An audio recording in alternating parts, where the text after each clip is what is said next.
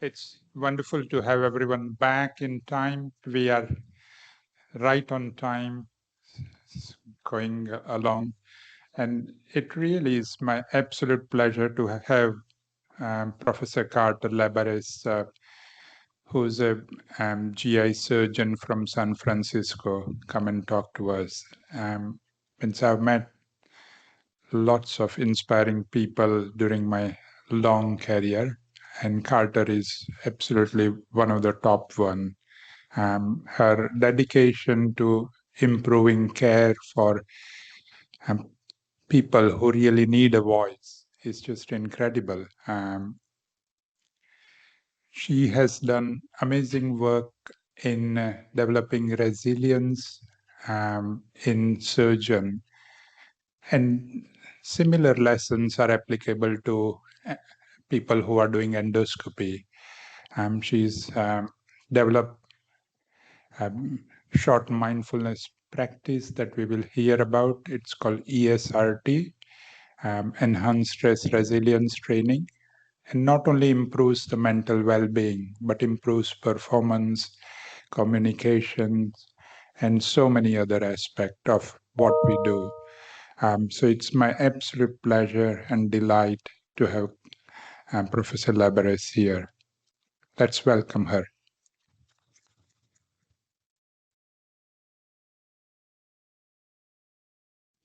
Hi, everyone.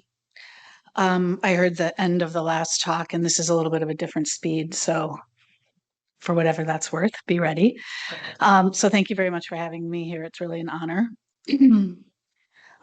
So I felt it would be worthwhile to start out by talking about what do we mean about being burnt out. People have a lot of different definitions or no definition at all of what this entails. Currently, most people measure this using the Maslach burnout inventory. It consists of 3 parts: emotional exhaustion, depersonalization, and personal accomplishment. I won't go into the details about these 3 different domains, but the upshot is that when people are burnt out, they no longer feel the exhilaration of the work that they do. They tend to start to see the human beings that they interact with as jobs instead of opportunities or encounters or something special. And they start to feel less and less effective in the work they do. So I think when we phrase it that way, a lot of us have brushed up against or sometimes spent quite a period of time in one or all of those feelings when it comes to our work. And I think it doesn't really matter what part of the healthcare spectrum you're on, we're all vulnerable to this. More and more research is showing, though, that burnout is really just a proxy for overwhelming stress. So pretty much it doesn't matter where the overwhelming stress comes from. Burnout is just sort of a canary in the coal mine telling us that people are under too much burden from work. In the US, what that looks like is almost 50% of physicians are burnt out. And this number is true whether you look at surgeons, super subspecialty surgeons, pediatricians, or gastroenterologists. Globally, 45% of physicians are burnt out. And in fact, that's also true globally for gastroenterologists. In the UK, there's not been a ton of official work, like published work on this subject, but what little work is out there shows us that about 57% of gastroenterologists that took part in the studies that I read had emotional exhaustion. So that sense that their work just wasn't exciting or exhilarating anymore. And 63% felt low personal accomplishment, so that the outcome of their work was less and less meaningful for them. So hand in hand with that, what does it mean to perform, right? So I think all of us immediately have some thought about what good performance entails, but to be clear for the purpose of this talk, we can perform well at a task. So that can be scoping, an operation, a diagnosis, but we also can perform well at our overall career. So maybe that looks like having longevity of excellent patient care. Maybe it looks like being a wonderful mentor, or even advancing the knowledge base and the scope of one's field. But then there's also performance in our lives, right? Because nobody is just an endoscopist or just a gastroenterologist. We're also people. And so what does it mean to perform well in life? I think most of us would agree it means having meaningful relationships at the very least. But I would also propose that perhaps it means that we're able to cultivate and receive love or joy or peace. And so, what do burnout and performance have to do with each other? Well, there's myriad literature out there, and I'm not going to go through these studies because all you have to do is Google Scholar anything about burnout and performance, and the data is very, very clear that they are highly correlated. High burnout is highly correlated to depression, suicidal ideation, attrition, low job satisfaction, and impaired physical and cognitive performance in healthcare providers. And again, it doesn't matter which group of healthcare providers you look at, all of these things hold true. And about in terms of how this directly affects gastroenterologists in the UK, I spent too much time this morning digging into the status here. And apparently 48% of the advertised consultant gastroenterology and hepatology posts in 2021 in the UK went unfilled. And that's not to single you guys out. That certainly is true in the US. Roughly half of our emergency medicine residency positions went unfilled last year. So that means young doctors in training who wanted to go into that field. That used to be one of the most popular fields in medicine in the United States, probably because of the show ER. And so what I read in this British Society of Gastroenterology report was this quote that gastroenterology is the major specialty at highest risk of burnout with lower, that is to say, worse mean mental well-being scores. So all of that seems pretty depressing. And it is sort of depressing, but it also isn't the end of the story. This is a global issue. And if you'll pardon my language, physicians and healthcare workers around the world are pissed about it because we have worked so hard to get to these jobs. And whatever our variations might be and what motivates us most in a given day, nobody goes into healthcare, no one goes into medicine if they aren't at least to some degree devoted to serving others. Because if you did, you'd quit after day one, because this is a job about serving others. And therefore, it's just almost disgusting. It's like crushing a hummingbird or something to have a system that is structured in such a way that it grinds us all down. It's a waste of a precious resource. So all that is just to say, there are a lot of people working on this in many ways to address the systemic problems behind this. So during this talk, I am in no way proposing that this problem is ours, but I do propose that we play a role in the solution. So I'm going to get into that.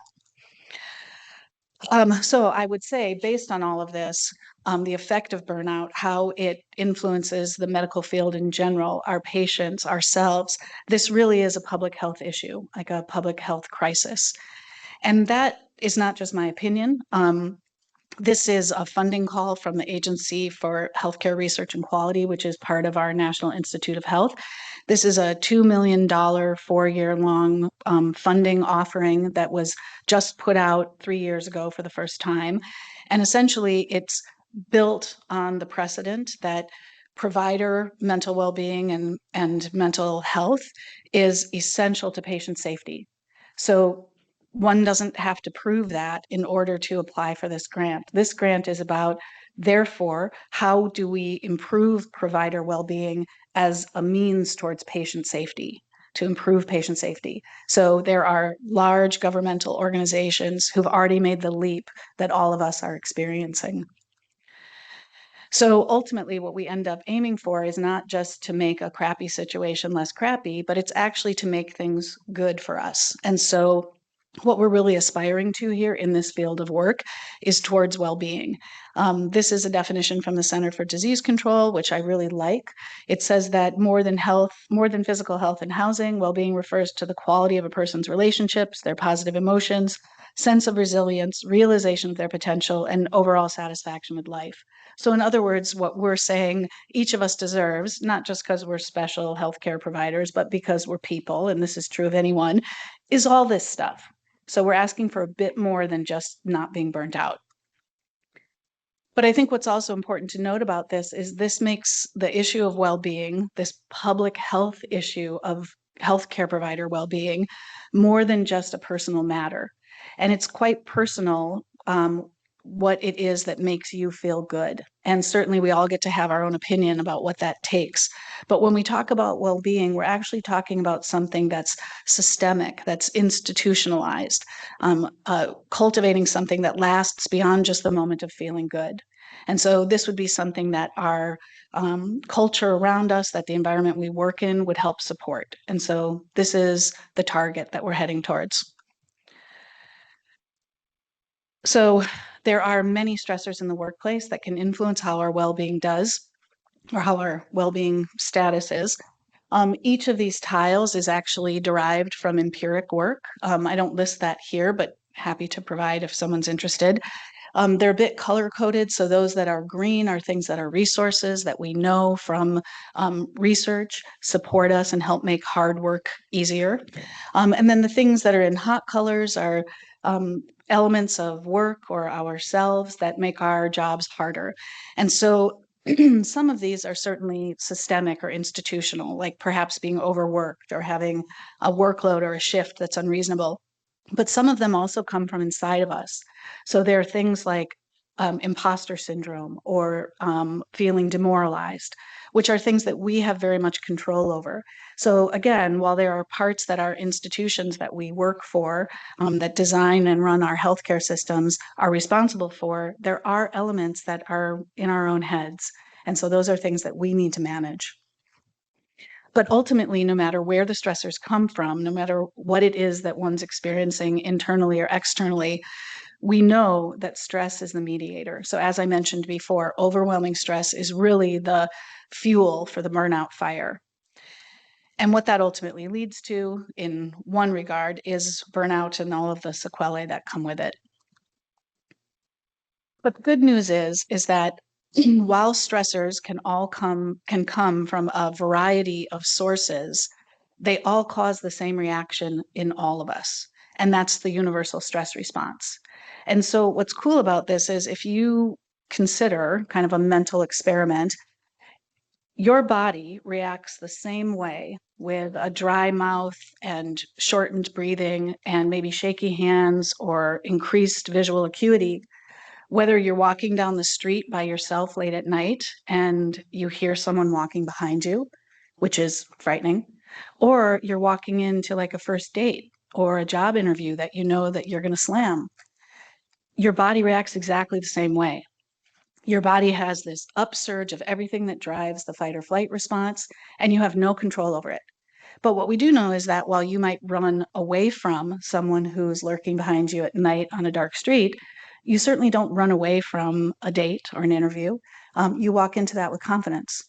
So there is a moment here in this process between your brain taking in information, your body having this immediate response, and then some other consideration happening that allows you to effectively choose how you respond to this event.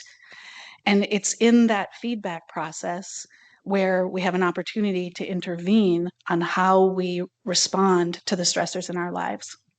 So this is the process that we're targeting, this universal stress response. And the importance of this is, obvious. Everyone has experienced what's it like to be super stressed out and how it affects your ability to function. But just to, get all of us on the same page, we know that one's executive function goes offline. So what that means is the prefrontal cortex, the executive control hub of the brain, really stops working, and all of your kind of energy and effort is shunted towards your reptile brain, to put it simply. So you're just thinking about survival, eating or running or fighting. So your actual cognitive function becomes diminished in terms of your ability to reason or be creative. Okay. We also know that along with this neurologic change, there are physiologic changes. So there's cascades of genes, gene products that signal, okay, I don't know what's going on there if that's me. There's cascades of genes that are upregulated, activated in our bodies that drive this fight or flight response. And later, I'm going to talk about one of these, which is called CREB, C-R-E-B. And this gene cascade, CREB, is responsible for our sympathetic nervous system or fight or flight stress response. And so we know when both of these things happen, our ability to think clearly, to reason, to even maintain our basic like cardiovascular health is compromised. So another interesting fact about stress is that it's personal. So as I mentioned, different things stress people out in different ways, but there's also an element of stress that is variable. And so this Yerkes-Dodson inverted U-shaped curve has been around for ages, since 1908. And it really describes this relationship between stress and activation or ability. And it reminds us that not all stress is bad, that in fact, we can move on a continuum of stress where when stress becomes too much, you're at the top of this peak and you're at risk of tumbling off the other side, but that we can also pull ourselves back from that precipice, if you will, and experience stress as something that's invigorating and motivating. And I would argue that much of healthcare is invigorating and motivating when we're allowed to have just enough of it, but not too much. So we're not trying to turn medicine into something that's a warm glass of milk. We're trying to peel back from medicine just being a constant tornado. So in other words, while we can't learn to control the ocean, we can learn to ride the waves. And this is just a picture of a young woman who had her arm bitten off when she was 13 surfing in Hawaii and is still a pro surfer. So, way to roll with what life gives you. So this idea of learning how to moderate stress in order to allow us to perform in a difficult setting in a more successful fashion was not invented by me. Many people have had ideas around this for quite some time, but one of those that's been formalized for the longest comes from the US Army. So back in 2008, the current US Army Chief of Staff noticed that there was a 28-year high in major PTSD and psychological destruction of soldiers coming back from the war in the Middle East. And it was unprecedented in level. And this person had this kind of visionary understanding that while they were preparing soldiers for technical expertise and physical expertise, they were psychologically naked. And so this person worked together with Rhonda Cornum, who's a urologist, surgeon, and colonel, and Martin Seligman, who's considered sort of the godfather of positive psychology, and came up with Comprehensive Soldier Fitness. And what started out as a little experiment where they published things about training new recruits to boot camp in methods of working with their own cognition in order to deal with stressors better, has now become a program that involves non-commissioned officers, top brass, and even soldiers' families. And that's not because everyone is required to do the latest craze. It's spread that widely because all of those different groups have found the techniques that are being taught to substantially help their lives. So that's whether they have a task like being a soldier and doing something difficult or distasteful, whether they have some kind of profession like figuring out how do you run the Army, but also to their personal lives, how they interact with each other. And I'll come back to that. So in surgery alone, we also did some work early to test this idea if maybe cognitive training, in this case, calling it mindfulness, might help benefit the downstream stress outcomes that we knew our trainees were really suffering under. And so this is a survey, national survey that was put out to all general surgery trainees in the United States. And what we found was that the prevalence of all the bad stuff was very high, and that wasn't really a surprise. So lots of burnout, high stress, anxiety, depression, even suicidal ideation. But what was more interesting was that when we looked at inherent mindfulness, so this is not people who went through a class, but just a natural way of kind of looking at and moving through the world, we saw that when it was higher, had a protective effect against all of these other things. So this was pretty exciting, this idea that, all right, we've seen a big organization of kind of aggressive, manly people do something like this successfully with widespread adoption. And then we've seen this glimmer that people who sort of naturally tend towards mindfulness have a greater ability to protect themselves from these things that we're all vulnerable to. So with all of that in mind, we designed enhanced stress resilience training. It absolutely has many, many similarities to MBSR, which is mindfulness-based stress reduction. I think. Jon Kabat-Zinn's creation, which is widespread around the world, mindfulness-based cognitive therapy, which is a kind of offshoot of that, which is also used very much in the UK. The difference here is that this is very streamlined. It's very succinct, and the language and the practices are really targeted towards what's attractive and palatable to surgeons. We specifically teach 3 cognitive skills with this. So attentional control, which is just how one directs and maintains your awareness. Emotional regulation, which is a matter of how you respond to the emotions that you have.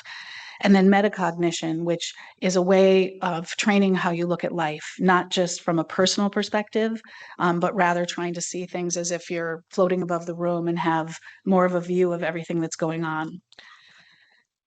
And we've done 2 randomized controlled trials of ESRT in surgical trainees in the United States. These were conducted in the 2016, 17, 18, and 19.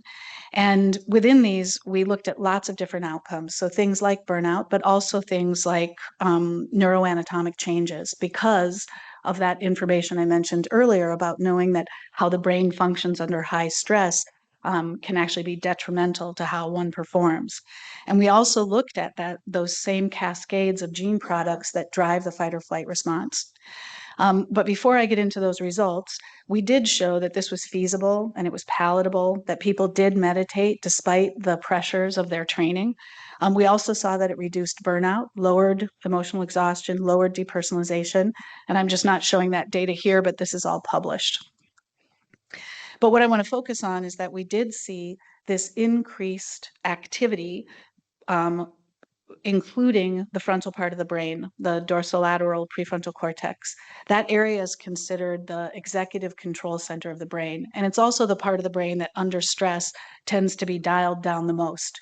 And what we saw was that in those trainees who undertook ESRT versus those who didn't, this connection between a very deep part of the brain, the precuneus, which is really where self-awareness resides, and this frontal part of the brain that's all about kind of your highest order thinking, became strengthened. And this was an effect that occurred between groups where there was a 20% greater signature of this connectivity for those who took ESRT versus those who didn't. And what's important to know about this specific kind of neuroanatomic study is that what it's measuring is a persistent anatomic change that occurs when people are just at rest.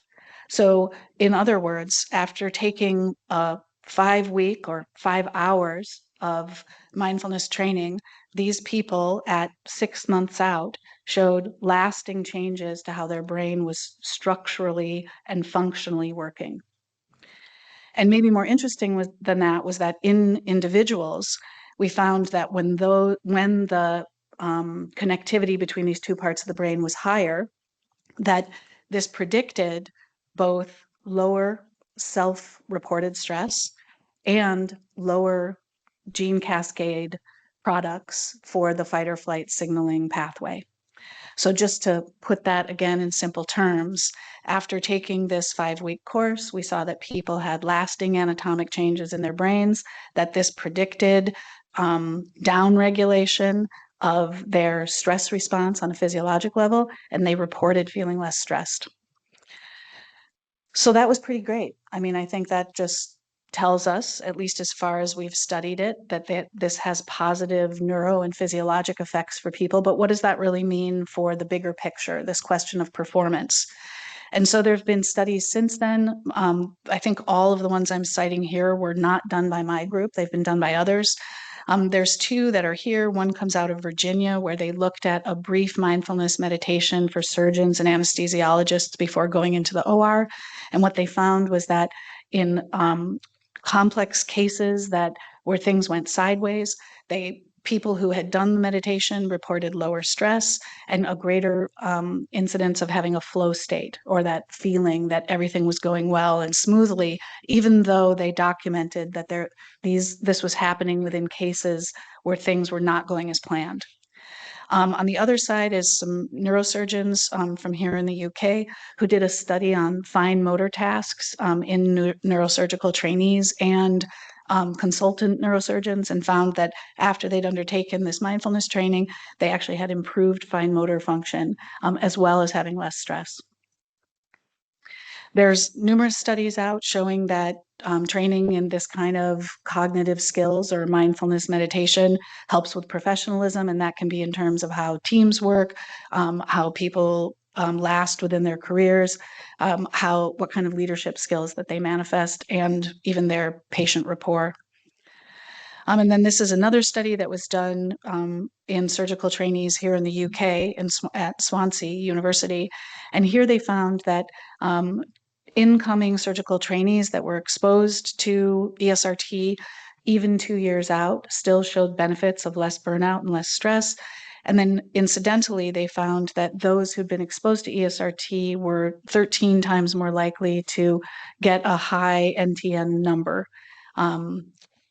which is certainly not a one-to-one cause and effect, but we suspect it has something to do with people who are better able to communicate or receive feedback or participate in their training in a way that allows them to be more successful. And we're doing a long-term follow-up study now to test if that's true. So this is a short video about this question of, does this also help us improve our performance, if you will, in life? This young woman is a surgeon from UCSF, where I work.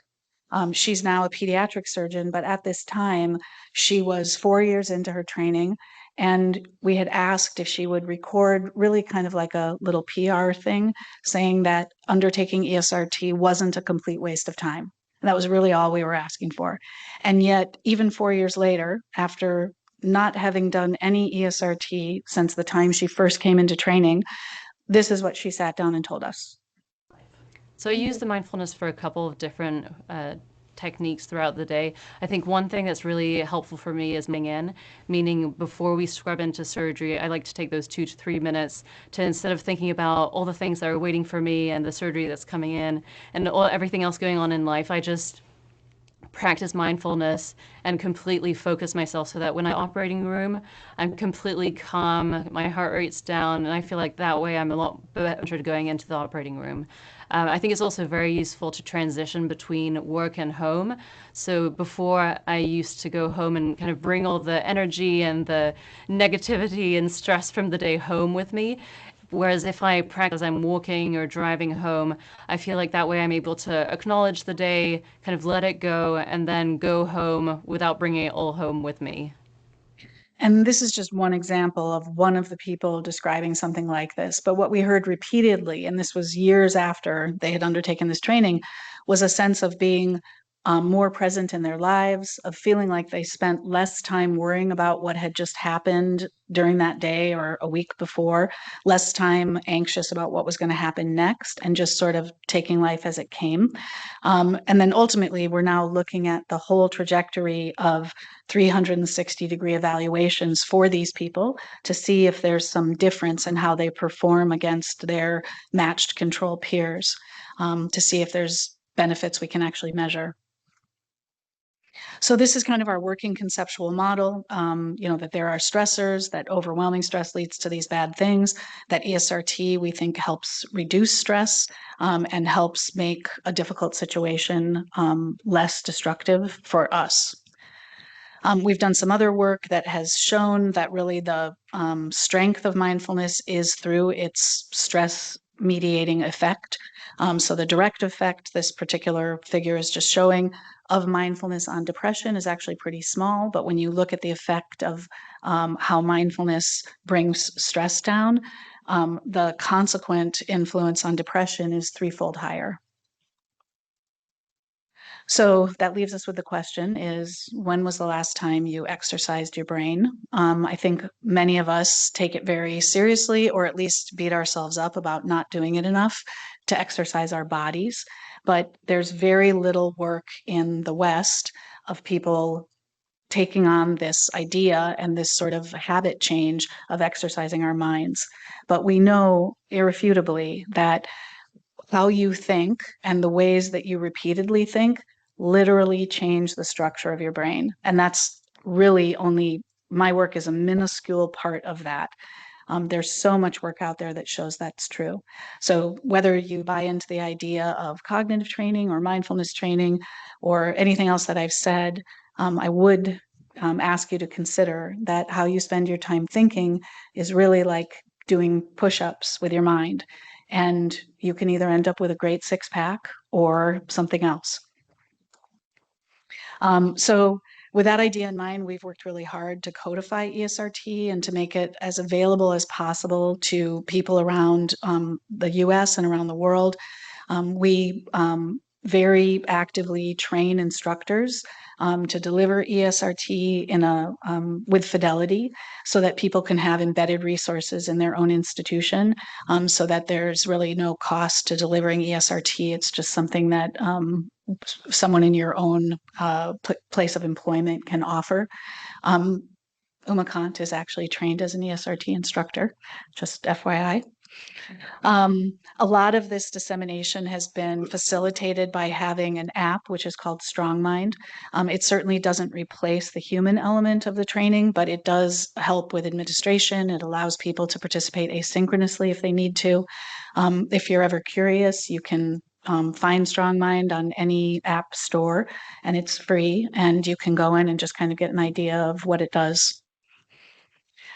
So then just to start to sum up here, we've also, through all of these mechanisms of dissemination, been able to share this with other groups in medicine. So there have been studies now with critical care nursing, randomized trials in ICU nurses with the same delivery of ESRT, looking at multiple outcomes pre-post in 1 month, and again, showing the same kinds of benefits: less burnout, lower stress, higher personal accomplishment, higher mindfulness and resilience. As I said, lower stress, lower depressive symptoms. And then one of the things that we were most happy to see was this greater sense of workability around one's job. So just feeling that the physical work, the mental work, and just the total professional fulfillment was improved in people who'd undertaken this training versus their controls. There's also a recent study that was just published with medical students here in the UK, also a randomized controlled trial, which Uma was integral in. And it showed very similar findings as well. It's actually so newly published that I couldn't find a snapshot to take a picture of the header, but it'll be out there. So ultimately, what I just want to end on is to say that in the end, what we need is really workplaces that don't drain us and drag us down and become the thing that we have to work against in order to have well-being. But in the meantime, until those changes happen, we really do need to have things that help protect us. The stressors of this work are just a natural workplace hazard. And I think people like the former US Surgeon General have had visions at very high levels of how we might change the workplace, especially the healthcare workplace, to be these sort of engines of well-being for all of us. But until that comes about, I just strongly encourage all of you to think about ways that you can help strengthen yourself. Because frankly, people who work in healthcare are really a pillar of civilization. And if they lose us, we're losing something that's really irreplaceable. So the last thing I would say is, when is the last time you complained? For me, it was probably 10 seconds ago. But what I've been trying to ask myself is, when was the last time I imagined a solution? So that isn't, again, to say the onus is on us to make the solution happen, but I really do believe that the answers to how to make this system livable and better are going to come from us, the people who are doing the work on the ground. So as I said in the talk I did yesterday, anyone who wants to brainstorm on any of this, please email me freely at any time to talk about it, because I think the more ideas we generate about solutions, the more chance we'll have of finding a few of those that are actually really viable and may really help all of us. So that just begs to say that healthy brains are better. So when we're furious and demoralized, our solutions are probably all going to be sort of nihilistic. But if we can take care of our brains, maybe we can recruit some of that creativity and remember that we really are some of the smartest, most dedicated, creative people on the planet. So if anyone's going to figure out the answer to this, it's going to be people like us. So the summary I won't go over just in the interest of time, but thanks for your attention.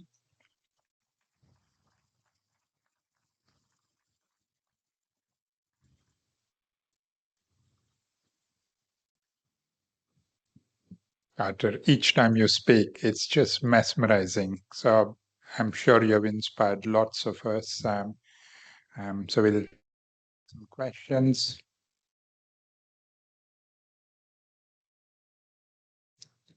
Yeah. Hello again.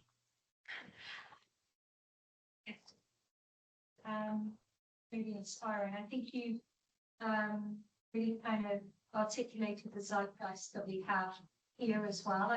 I think it is a global healthcare issue. I think one of the things we need to do is to keep the conversation going, and I felt very inspired by the talks that I've heard, and to actually make a change for us as a community. But once again, I would offer you a job here in Wales if you ever feel like San Francisco is just not the place to be. Maybe it's just the US right now. It's not the place to be. Yeah. To conversation going to protect all of our practice better for patients. I agree. I hadn't really thought of that before coming here, but that really came through yesterday, was that being able to stay connected across countries, across disciplines. We can be so tribal in medicine, but what I've learned is that this is leveling everything between us. So in a way, that's good. But I think if we can work together, one of the conversations I had last night was about those specialties that are the economic engines of medicine. So I know that the economic situation here, like how healthcare is run, is slightly different than in the US, but ultimately those people who do procedures fund medicine. And so that gives us a unique position of power in terms of saying, here are the solutions that our boots on the ground, intelligent and thoughtful selves have come up with. And as the people who economically run medicine, we expect some change. I don't think that's impossible or unreasonable at all, but I do think we need to keep speaking with each other to figure out what are those solutions that we want to offer. Yes, sir. Gastro trainings here in Wales. It was an amazing talk. I personally think this should be mandatory for all of our trainees. I just wonder what you, or perhaps Richard, you as well, in your experience, about what you feel is the biggest barriers. Like, should we be putting this as a mandatory part of the sort of curriculum in medical school and nursing school as part of, to get it in early, so we're coming into the jobs with these strategies in place already? Because often by the time you get burnt out, it's hard to come back. Yeah. Well, I'm sure Umakant can speak on that. One thing I've noticed is that in our original studies, we targeted the most junior trainees because in the pre-work we did, we found that very quickly they adopted the practices of their seniors, which were very much around kind of anger and cynicism and tribalism. And those were survival techniques, like there's no judgment there, but we felt we had to offer them an alternative before they developed those habits. So that's one thing. I agree with you very much. It needs to happen early. Another interesting example, though, is that a large kind of Harvard level zoo in the Bay Area called the Oakland Zoo, they're very involved in conservation efforts around the globe and do a lot of kind of cutting edge veterinary medicine. They adopted ESRT across their entire organization. And so they started with veterinarians and then realized that they're working right alongside vet techs. And so it was crazy not to include them. And as they continued to kind of expand their thinking, they were actually bringing in the people who park the cars and sell the ice cream cones. And what they ended up finding was that providing this kind of training created this shared conceptual framework and vocabulary about how they wanted to interact with each other and the hard parts and the good parts of their day.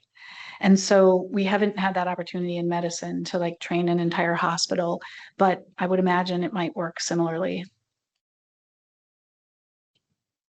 Only means how passionate I am at every opportunity to talk about burnout and well-being. And we have shown, we did a study with the nurses in Swansea, both in a primary care as well as in a hospital, that if they do 3 minutes of meditation before they start their shift, 3 minutes, okay, there was significant improvement in their well-being, and the nurses who had a reduced well-being at the baseline benefited the most. So I'm sure we all can spare 3 minutes. And you can pick up any app, or you can just close your eye, and as we did a practice this morning, just because our mind is constantly wandering and it is going to the negative aspects of life. So if we can center, and we are trying to start even before the resident doctor in a medical school, and the study that Carter showed, gold standard randomized control study in medical students, showing it improves their stress response and resilience, but also 6 months after, without any further support, their well-being continues. So they become more and more resilient, and their stress response improves. So I think we have all the data. If this was a drug, means everyone will just take it. But because this is something that needs some more effort, we all say that we haven't got time or this or that. But we all really need to, one, start doing something even little. Second, normalize the issue of mental health amongst ourselves and develop a community, which is again as important as developing personal well-being strategy. That you see someone who's not looking well, then really offer support and develop supportive networks. Yes. I'm Miles Allison, retired consultant. Could you just give us a little bit of a clue? We have these eye-watering proportions of people who pass the burnout tests or are burnt out. The average sort of consultant in this country is in post for like 25 to 30 years. How much is burnout a sort of is it a sort of long-term thing, or is it something that fluctuates month to month or according to life events? You know, that's a great question. And there haven't been good longitudinal studies of cohorts to see what happens over decades. Probably the best collection of data on that is in Scandinavia. The Leffo Institute has been studying for 30 or 40 years, a 20,000 person collection of physicians, looking at these types of scales across their entire careers. And it looks like burnout fluctuates, so that it's not a trait, that it's environmental in many ways, and then how we respond to our environment. I do think, though, that there's a generational difference. I don't suspect that medicine, I can only speak to surgery, but I think this is probably true for everyone. I don't think it was easier 30 or 40 or even 20 years ago. I think it's always been hard, but I wonder if in my own mind and in my own work, I think about us as being sort of a tank of water. And there's a certain point where no matter what we do, we're going to spill over the edge. And perhaps 30 years ago, even though things got stressful and the waves and the water would rise, there was enough of a buffer space that we could handle it and be stressed out and then come back down. But now the chronic stress of the day, which is largely, I think, due to too many patients spread over too few people with too much documentation that is either not meaningful or makes anything we do take 3 times longer. And suddenly that amount of stress that's in our tank is substantially higher. And so that buffer for the overflow is so much smaller. And so I think that's actually what's happening. And to me, the good news of that is those things can be changed. Like those aren't laws of nature. You know, the electronic medical record wasn't created by God and written on the stone tablet. So it can be changed. But it also means that we all have to be aware we have a very small space of before we overflow. To follow on from that, because it's great that they've got the employee has got the tools to deal with the increasing stress from the environment. But like in anything in medicine, prevention is better than cure. So what have you got an overview of what the employer and the healthcare institutions that are ramping up the stress levels year on year for their employees? Yes. You know, how are they reacting to these terrifying burnout figures amongst their workforce? Yeah, very poorly. So we know that the connection between burnout and depression and suicidal ideation has been around forever. And more recently, like Tate Shanafelt's group, which were some of the first to start studying this in collaboration with the American College of Surgeons, they also have done mathematical modeling to try and show what the dollar cost of burnout is in terms of reduced productivity and attrition. But actual data of the financial cost has been hard for people to generate, and demonstration that this would hit institutions where they care most, which is in their pocketbooks or their public standing, has been hard to do. So our approach to that in work that runs parallel to this, because I see this as antibiotics for the patient who shows up with sepsis, right? Like we all know you have to have source control in order to cure sepsis. That's just mandatory, but we don't stand there and tap our foot and just watch the patient wither while we look for source control. We give them broad spectrum antibiotics, right? So this is that. But in terms of figuring out the source, we just completed a national survey of 5,000 surgeons in the United States, asking painfully detailed questions for which we were incredibly thankful that many people would answer, about their productivity, about their burnout levels, about how much they earn, and about how much work they turned away because they just feel overwhelmed. And so literally right now, we're working with machine learning specialists to drill down on the results of that so that we can show that to the people who are in charge. What's interesting is that we're also beginning a collaboration with ARC, that group that I showed you put out that big funding call. And what we want to demonstrate is that if we can show with these statistics of this pretty representative sample, maybe we'll do it again and get even more. If we can show this clear, strong correlation between our well-being and patient safety, would they consider a national rating score? So just like now there are centers of excellence, or if you go to a restaurant in the United States, there's literally a letter grade on the window for how clean it is. So we are proposing to them that they have a rating system like that, so that people who go to a hospital know, like, these doctors, their well-being is very low. There are holes in that. So if you're thinking of holes in that approach, share them with me. But that's where we're trying to head, is making institutions accountable. But hand in hand with that, we have to have some solutions about how to replace the things that we don't like. Otherwise, we're just, blasting a hole in the earth. May I just put the senior BSG team on spot in some ways and ask what do they think how we should take this forward? And we have a president-elect, and we have a chief ex, and I've got a couple of the BSG team here who just went, you can speak.